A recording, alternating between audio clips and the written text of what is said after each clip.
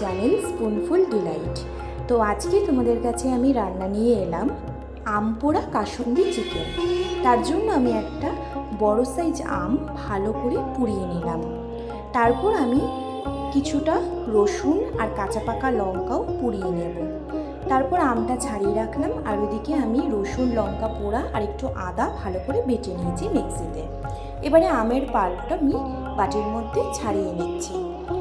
এর মধ্যে আমি দিয়ে দেবো ওই পোড়া রসুন লঙ্কা আদার পেস্টটা, দিয়ে দেবো এর মধ্যে 2 চামচ কাসুন্দি, আর দেবো 1 চামচ মধু, দিয়ে দেবো এর মধ্যে হলুদ গুঁড়ো, স্বাদ মতো নুন, আর বেশ কিছুটা সর্ষের তেল, দিয়ে দেবো আরেকটু ঝালের জন্য আমি 1 চামচের মতো লঙ্কার গুঁড়ো।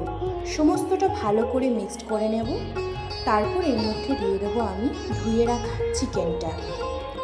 চিকেনটা দিয়ে ভালো করে মাখিয়ে নেব। মাখিয়ে নেবার পর আমি ঢাকা দিয়ে আধা ঘন্টার জন্য রেস্টে রাখতে দেবো। তারপর ভালো করে মাখিয়ে নিলাম। তো বন্ধুরা, এই রেসিপিটা ভীষণ টেম্পটিং আর টেস্টি হয়, আর একটা স্মোকি ফ্লেভার আসে। তো অবশ্যই তোমরা কিন্তু বাড়িতে একবার বানিয়ে আমাকে কমেন্ট করে বলো। তো দেখো, চিকেনটা আমি ম্যারিনেশন করে রেখে দিলাম। তারপর কড়াইতে আমি সর্ষের তেল দিয়ে 2 বড় সাইজ পেঁয়াজ কুচি করে ভেজে নিচ্ছি ব্রাউন করে। তারপর এর মধ্যে দিয়ে দিলাম ম্যারিনেশন করা চিকেনটা দিয়ে ভালো করে একটু নাড়াচাড়া করে ঢাকা দিয়ে দেবো ওই 5 মিনিটের মতো। 5 মিনিট পর ঢাকা সরিয়ে দেব। তারপর দেখবে এখনই চিকেনটা থেকে জল বেরিয়েছে অনেকটা। তো এবারে আমি গ্যাসের ফ্লেমটা হাই করে বেশ ভালো মতো করে চিকেনটা কষিয়ে নেব, যতক্ষণ না চিকেনের থেকে তেল বেরোচ্ছে।